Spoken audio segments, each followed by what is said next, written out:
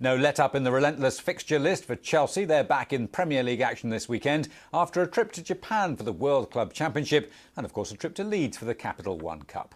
For a preview of the weekend's key action, I'm joined by Reuters' Ian Axon, and the return of the wise man, Sporting Bet's Russ Wiseman, is back with us. Gents, thanks very much indeed for joining us once again. Ian, let's kick off with Chelsea-Aston Villa. So Chelsea avoiding that potential banana skin at Leeds, long trip to Japan, but do you think Benitez has turned the corner for them? I think he has. I mean, they look great going forward, don't they? 17 goals in 5 matches, I think, or 6 matches, and maybe a bit unlucky not to have come away with the Club World Cup. Looked great at Leeds. Struggled maybe with the jet lag in the first half, but second half, fantastic. And they've turned the corner in the league as well. They picked up that win before they went to the Club World Cup. So I think Benitez is doing all right. OK, Russ, a lot of talk about January transfers, of course, at Chelsea.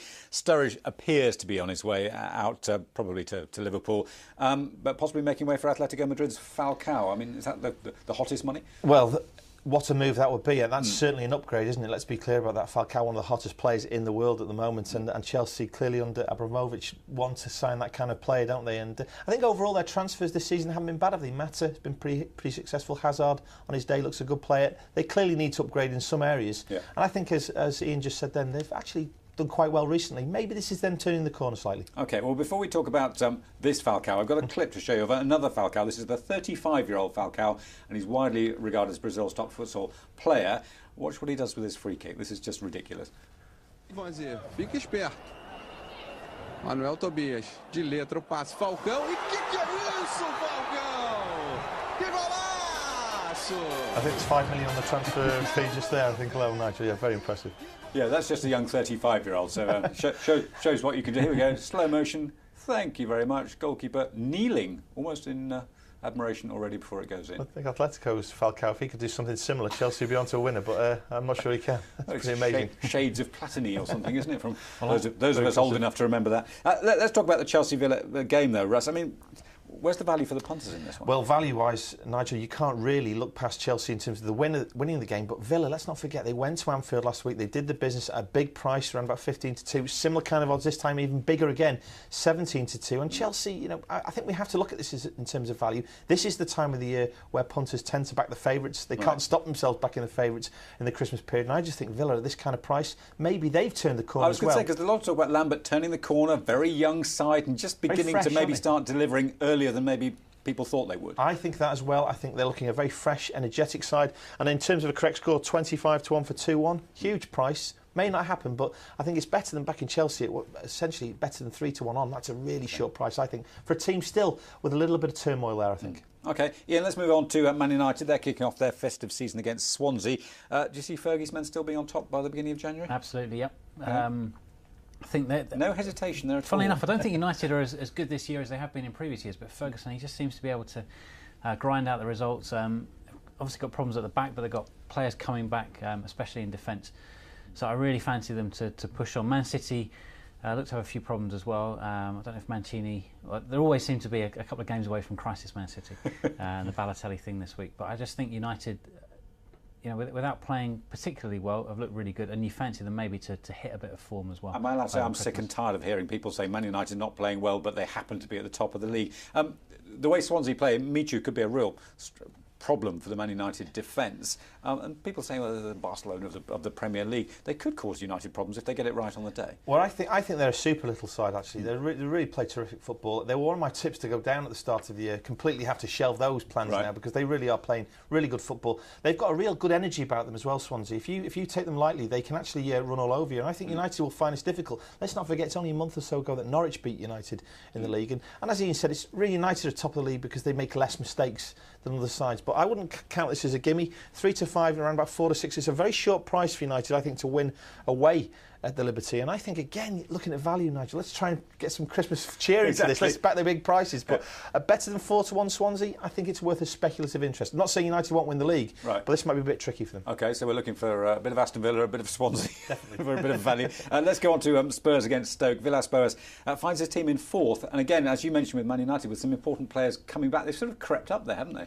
Well, another team, Spurs, who not played that well. They've lost a couple of games that they probably should have won. They've conceded a lot of late goals. I know they've had crisis talks about that recently. But I think Spurs in the new year, Villas-Boas would have been in the job for 3-4 months, side beginning to gel. They've got a fantastic squad. Maybe the one distraction for them in terms of the Premier League might be if they go on a run in the Europa League. And I know Villas-Boas takes that very seriously. Other clubs might not do, but Spurs will. But I think they're a good bet for the finishing in the Champions League places, as they did last year, and were unlucky not to qualify because of Chelsea winning the European Cup. In the transfer window, possibly.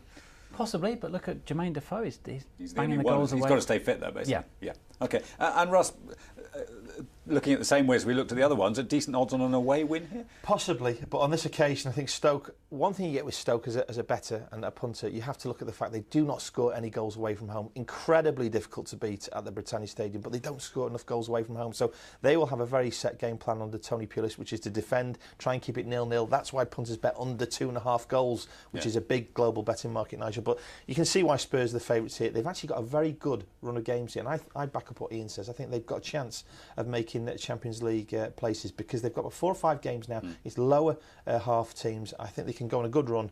I think I agree with you as well. They will probably sign someone in the window, but at the moment, I think this is a team we can be quite positive about. And the likes of Defoe, Bale, these are quality operators. I think the Spurs could go on a good run. Okay, well, we've also learnt, as we're at the end of the year, the Champions League draw for what happens in the beginning of next year, and of course the Premier League. So let's get some predictions to finish with. Ian, Champions League first. Go on. Who do you reckon?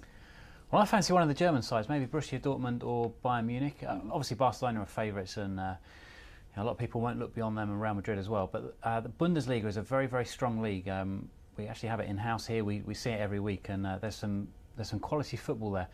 I just fancy, Bayern Munich made the final last year, but Dortmund did well to top that group with Man City and Ajax and Real Madrid as well. So maybe they're the dark value horses. for some Germans. What about you for the Champions League then, Russ? Well, I think it's a much more wide open competition than we would believe, and I don't think Barcelona and Real Madrid are at all bomb-proof, and Real Madrid or United are going out here, aren't they? And I think we can look at maybe a side like Juventus at the moment, doing extremely well, aren't they? Serie A at the moment is probably on a little bit of a resurgence. Take Ian's point about Bundesliga, but they're playing Celtic. No disrespect to Hoops fans, I don't think they're going to be getting through that one.